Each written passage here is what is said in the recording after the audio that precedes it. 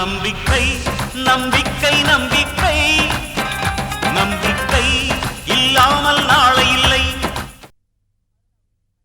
அருணா உங்களுக்கு மனைவி ஆகிறதுக்கு முன்னாடியே எனக்கு மகளா இருந்தவ.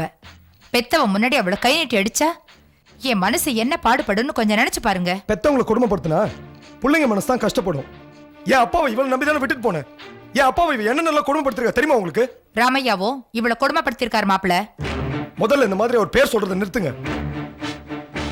அவர் உங்க சம்மந்தி, அந்த மரியாதை முதல்ல அவர் கொடுங்க. சம்பந்தம் இல்லாமலே சம்மந்தி ஆயிட்டாரு, அதான் அடிக்கடி மறந்து போகுது. சம்மந்தியை தான் மறந்துட்டீங்க, பரவாயில்ல. எங்க மாப்பிள்ள வசந்த் வசந்த் என் பையனா இருக்கிற வரைக்கும் ஒழுங்காதான் இருந்தா. உங்க மாப்பிள்ளைய மாறினதும் ஆளே மாறி போயிட்டா. நம்ம டெக்ஸ்டைல் யூனிட் தீப்பிடிச்சு எரிஞ்சு போச்சு. அது அவனாலே தாங்கிக்க முடியல. அந்த பயத்துல எங்கேயோ போயிட்டா. ஆனா அவனை கத்தியில குத்தி ஆத்துல தூக்கி எரிஞ்சிட்டதா போலீஸ்ல சொல்லிட்டு இருக்காங்க. ஆனா என் மகன் வசந்துக்கு அப்படி ஒன்றும் ஆயிருக்காது. அவன் எங்க இருந்தாலும் நல்லதா இருப்பா. நீங்க சொல்ற மாதிரி இந்த சின்ன விஷயத்துக்கெல்லாம் வசந்த் ஒன்றும் ஓடி ஒளிறவர் இல்லை. இங்க ஏதோ நடந்திருக்கு. ஆமா, பெத்த பிள்ளை விஷயத்துல நீங்க எந்த அக்கறையும் எடுத்துக்கல. என்னமா அப்படி இப்படி சொல்றீங்க? பிள்ளைய காணும்னா எந்த தாயாவது சந்தோஷமா இருப்பாளா? வசந்தோட வாழ்க்கையில அம்மாவான என்ன தவிர வேற எதுவுமே அவனுக்கு சரியா அமையல. உங்க தங்கச்சி கொஞ்சம் அட்ஜஸ்ட் பண்ணி இந்த வீட்லயே வாழ்ந்திருந்தா வசந்த் சந்தோஷமா இருந்திருப்பா. ஆனா அதை விட்டுட்டு உங்க அப்பாவோட தனியா ஒரு வீடு எடுத்துட்டு போயிட்டா. கல்யாணம் ஆன பொண்ணுக்கு அப்பா வீடு என்ன வேண்டி கிடக்கு? அதே தான் நானும் கேட்குறேன். கல்யாணமான பொண்ணு இவ, அம்மா வீட்டில் இவளுக்கு என்ன வேலை? அருணாவும் ஜெயந்தி ஒன்னா? அருணா கோடீஸ்வரியோட மக. ஓஹோ, இங்க பாருங்க, பணக்காரனா இருந்தாலும் ஏழையா இருந்தாலும் பாசம் ஒண்ணுதான். நான் வரேன். என்னங்க, இத்தனை மாசம் கழிச்சு வந்துட்டு என்னை விட்டுட்டு போறேன்னு சொல்றீங்களே? நீ எதுக்கு? என்னங்க என்ன சொல்றீங்க? நான் உங்க மனைவி. அப்ப அந்த நினைப்பு இருந்திருந்தா நீ என் வீட்டுல எல்லாம் வாழ்ந்திருக்கணும். நான் செஞ்சது தப்புதாங்க, அதை இப்ப நானே உணர்ந்துட்டேன். கொலை பண்ணிட்டு இப்ப நான் தெரிஞ்சிட்டேன்னு சொன்னா விட்டுருவாங்களா? தப்பு செஞ்சா தண்டனையை அனுபவிச்சு தாண்டி ஆகணும். எனக்கு என்ன தண்டனை வேணாலும் கொடுங்க, ஆனா அது உங்க வீட்டுல வச்சு கொடுங்க. முதல்ல என் தங்கச்சி வாழ்க்கையில் இருக்க குழப்பங்கள்லாம் சரியாகட்டும். இப்ப என்னோட நோக்கம்லாம் வசந்த் எங்க இருக்காருன்னு கண்டுபிடிக்கிறது மட்டும்தான். என் தங்கச்சி வாழ்க்கை நல்லபடியா அமையணும். அதுக்கப்புறம் தான் நம்ம வாழ்க்கையை பத்தி என்னால நினைச்சு கூட பார்க்க முடியும். நான் வரேன். ஓடி ஓடி காதலிச்சியே, இப்ப வந்து அடிச்சுட்டு போறான் பாத்தியா? அதுல எனக்கு சந்தோஷம்தான் மம்மி.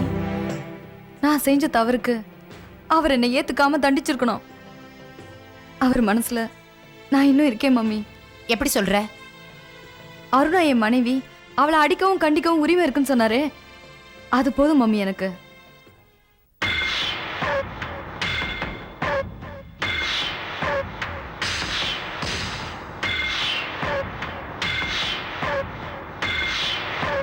ரொம்ப நாளாவே தொழிலாளர்களுக்கும் வசந்துக்கு ஏதோ பிரச்சனை நடந்திருக்கு. 4 பேருக்கு மத்தியில வசந்த் புருஷோத்தமன் அடிச்சிருக்காரு. அந்த கோபத்துல வசந்த் தனியா வரும்போது கத்தியால குத்திட்டாங்க. அதுல சம்பந்தப்பட்ட ஆட்களை நாங்க கண்டுபிடிச்சிட்டோம். இந்த விஷயத்துல நீங்க கொஞ்சம் முன்னாடி ஆக்ஷன் எடுத்துக்கலாமே சார். வசந்த் சாரை காணோம்னு சொல்லி யாராவது தெரிஞ்சவங்க கம்ப்ளைண்ட் கொடுத்திருந்தா நீ சீக்கிரம் கண்டுபிடிச்சிருப்போம்.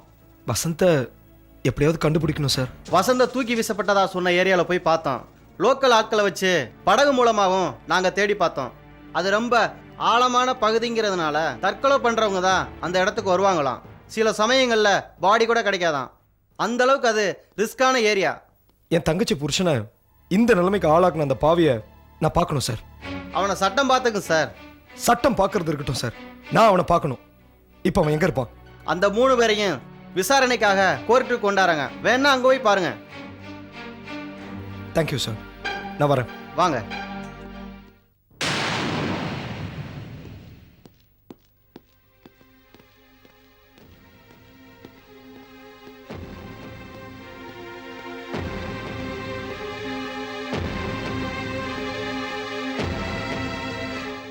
புருஷோத்தமன், டேய் என் மாப்பிள்ளை என்னடா பண்ண? எங்கடா என் மாப்பிள்ளைய குத்தி போட்ட? டேய் விடுங்கடா. உன்னை கொலை பண்ண விட மாட்டேன்டா. சொல்லுடா. டேய் விடுங்கயா. டேய் உன்னை குத்தி கொலை பண்ண விட மாட்டேன்டா. உன் குடும்பத்தையே வேரோட அழிக்கண்டா. உன் குடும்பத்தை அழிச்சிரண்டா. என்கிட்ட தப்ப முடியாதுடா. டேய் விடுங்க. கோர்ட் நினைச்சிருக்கா? என்ன நினைச்சிருக்கா? டேய் சாமணி வரையா இல்ல ஒண்ணு விடுயா. சொல்ல போறவா? டேய் என்ன நினைச்சிருக்கா? புருஷோத்தமா.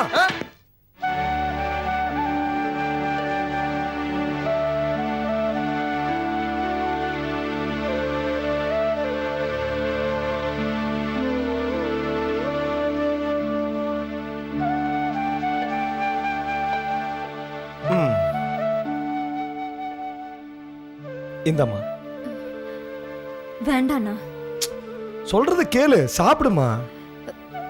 எனக்கு வேண்டாம் ப்ளீஸ். ஜெயந்தி, அண்ணன் நான் தான் ஊர்ல இருந்து வந்துட்டேன்ல, இனிமே நீ சாப்பிடாம இருக்கக்கூடாது. வசந்த் எங்க இருந்தாலும் அவரை நான் கூட்டு வந்து இங்க சேர்க்கிறேன்.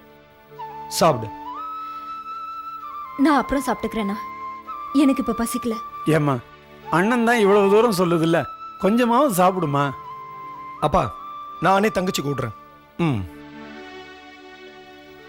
ம் சாப்பிடுமா.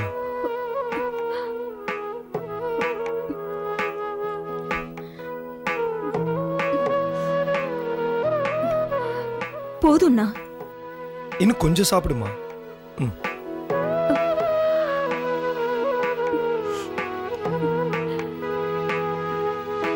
போதும் ப்ளீஸ்.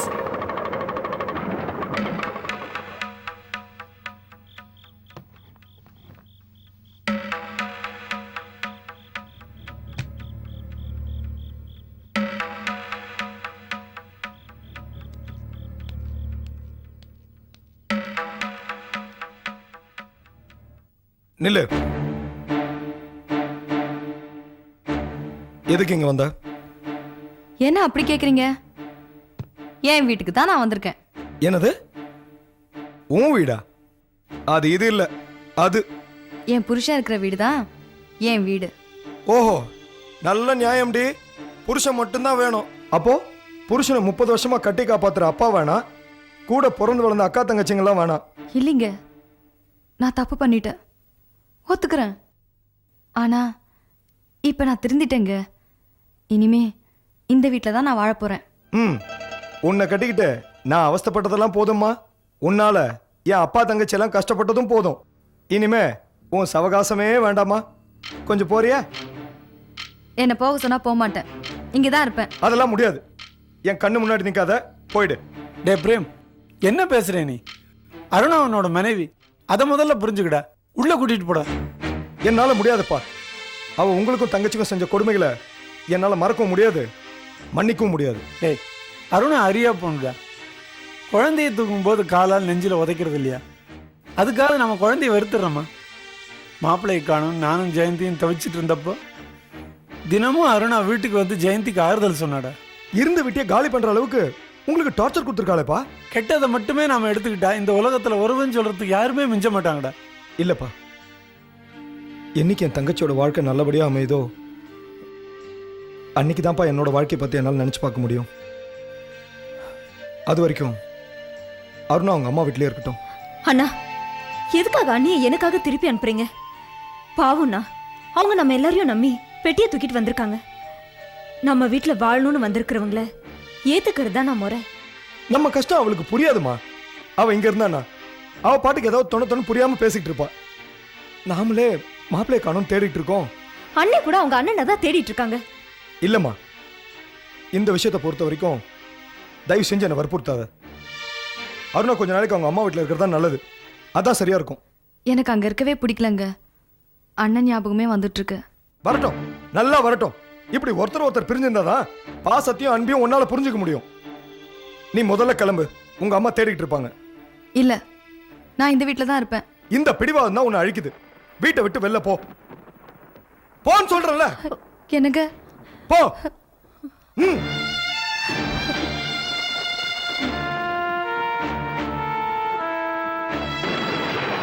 அண்ணா, என்ன இது?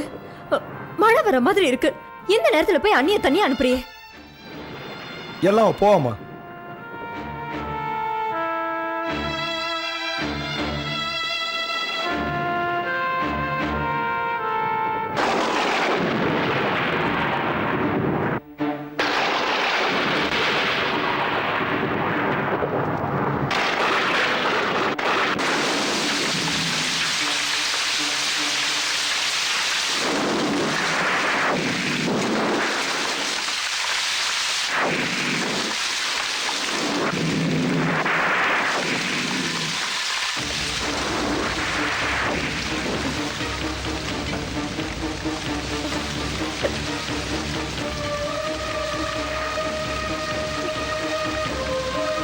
அண்ணி ஏன் இப்படி நினைச்சிட்டு இருக்கீங்க?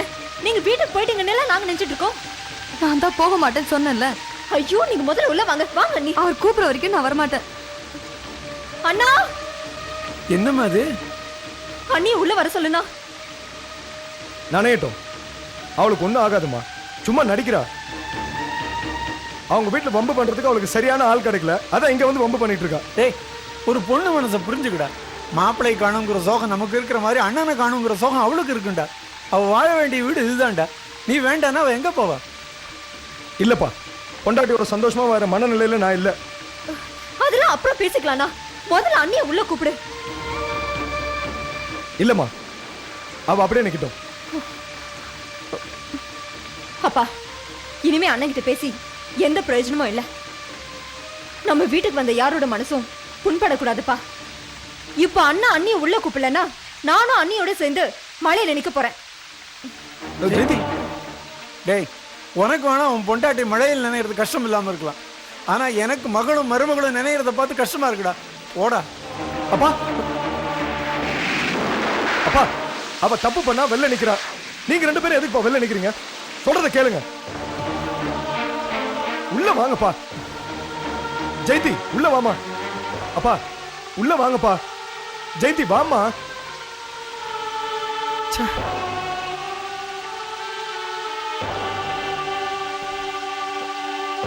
அப்பா உள்ள வாங்கப்பா.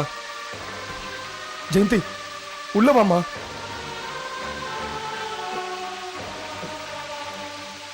உள்ள வாருண்ணா. அண்ணி நீங்க நினைச்ச மாதிரி அண்ணனே உங்களை கூப்பிட்டுட்டாரு. இப்போ திருப்தி தானே? நான் இவ்வளோ நேரம் அவர் என்னை வீட்டுக்குள்ளே வான் கூப்பிடணுங்கிறதுக்காக தான் இங்கேயே காத்துட்டு இருந்தேன். இப்போ நான் கிளம்புறேன் அண்ணி. கிளம்புறீங்களா? என்ன சொல்றீங்க? உங்கள் அண்ணன் என்னை ஏற்றுக்கணும், அதை தான் நான் எதிர்பார்த்தேன். இனிமே அவர் என்னை எப்போ வான்னு சொல்கிறாரோ அடுத்த நிமிஷமே நான் இங்கே வந்துடுவேன். அது வரைக்கும் எங்கள் அம்மா வீடு தான் எனக்கு அசோகவனம். அவர் என்னை எப்போ வந்து மீட்டுட்டு போகிறாரோ மீட்டுட்டு போகட்டும். நான் கிளம்புறேன். அண்ணி அண்ணா நீ கூட போய் விட்டுட்டு வா. அருணா, நான் வேணா. வேண்டாங்க, நானே போய்க்கிறேன். வரேன் நீ. பார்த்து போங்க அண்ணி.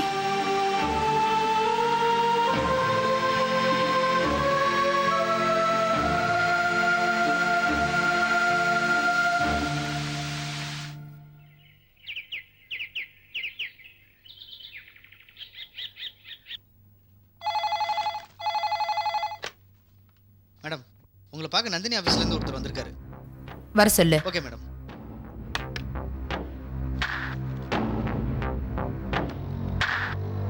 எக்ஸ்கியூஸ் மீ, ம், நந்தினி மேடம் உங்களை பார்த்துட்டு வர சொன்னாங்க மேடம். நான் தான் கடன் அடைக்க கொஞ்சம் டைம் கேட்டிருந்தேனே. ஏற்கனவே நிறைய டைம் கொடுத்தாச்சு மேடம். நந்தினி என்ன வேணும்னே பிளாக் பண்ண பார்க்கறா. மரியாதையாக பேசுங்க. அவங்க எங்களுக்கு சம்பளம் தர முதலாளி அம்மா. முதல் போட்டு வியாபாரம் பண்றவங்க தான் முதலாளி ஆக முடியும். அவ வரும்போது என்ன கொண்டு வந்தா? ராம்கோபால் சும்மா இருக்க முடியாம அவளை தத்து எடுத்துக்கிட்டு பெரிய ஆளாக்கிட்டாரு.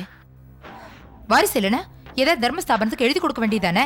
உங்க வைத்தத்தில் கேட்க நாங்கள் இங்கே வரல மேடம். கொடுத்த கடனை கேட்க தான் இங்கே வந்திருக்கேன். இன்னும் கொஞ்சம் வெயிட் பண்ண சொல்லுங்க, சீக்கிரம் கட்டிடுறேன். இன்னும் 2 நாளில் கடனை திருப்பி தரணும், இல்லை கம்பெனி எழுதி தரணும். இது மேடத்தோட கண்டிப்பான உத்தரவு. என்ன உங்களை விட்டு மிரட்டிட்டு வர சொன்னாளா? மிரட்ட வரல, இந்தாங்க. அது என்ன தெரியுதுங்களா?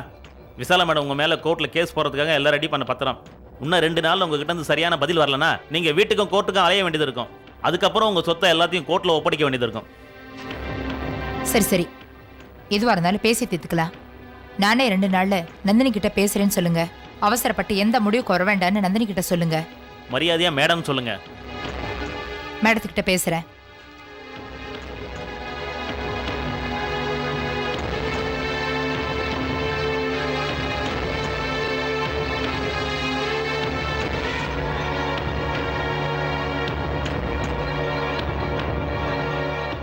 எக்ஸ்கியூஸ் மீ மேடம், ஆடிட்டர் வீட்டு ஃபங்க்ஷன் போகணும்னு சொன்னீங்களே, டைம் ஆச்சு. நான் எங்கேயும் போல, மூட் அவுட் பண்ணிட்டு போயிட்டாங்க. அந்த நந்தினி என்ன பெரிய இவளா? ஆளை விட்டு மிரட்டுறா. அந்த நந்தினி எப்பயுமே கொஞ்சம் தைரியமான லேடி மேடம். அப்போ எனக்கு தைரியம் இல்லைன்னு சொல்றியா? ஐயோ, நான் அப்படி சொல்ல மேடம். ஒரு தடவை நந்தினி ஆஸ்பத்திரியில் சாதாரண நர்ஸாக வேலை செஞ்சுட்டு இருந்த போது ராம் கோபால் கம்பெனியில் மோசடி பண்ணவங்கள போலீஸில் பிடிச்சி ஒப்படைச்சாங்க. இப்போ அவங்க எல்லாருமே கம்பி எண்ணிக்கிட்டு இருக்காங்க. ராம்கோபாலோட வக்கீல் கூட அந்த கேஸ்ல மாட்டினார்ல? ஆமாம் மேடம். அந்த வக்கீல் எனக்கு நல்லா தெரியுமே. அந்த வக்கீலை நான் பார்க்கணும். உடனே ஏற்பாடு பண்ணு. நீங்கள் எதுக்கு மேடம் அவரை போய்? உன்னால முடியும் தான் உங்ககிட்ட சொல்லிட்டு இருக்கேன். போ. சரி மேடம், ஏற்பாடு பண்ணுறேன். ம்.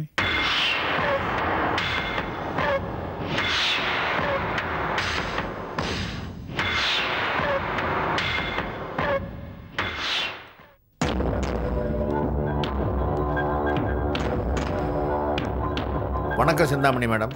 ம். எங்க இவ்வளவு தூரம் எங்களை பார்க்க வந்திருக்கீங்க? தேவைப்பட்டுச்சு வந்தேன். நாங்க என்ன செய்யணும் சொல்லுங்க. நீங்க யாரால இங்க வந்து கம்பி எண்ணிட்டு இருக்கீங்க? அந்த நர்ஸ் நந்தினியால தான். அவ நர்ஸ் இல்ல, கோடீஸ்வரி. உங்களை உள்ள வச்சுட்டு அவ நல்ல பேர் வாங்கிட்டா. அதனோட விளைவு ராம்கோபாலுக்கு வளர்ப்பு மகளாயிட்டா. ஓஹோ, எங்களால அந்த அம்மா கோடீஸ்வரி ஆயிட்டாங்களா? ஆமா, அவ அங்க கரன்சி எண்ணிட்டு இருக்கா. நீங்க இங்க கம்பி எண்ணிட்டு இருக்கீங்க.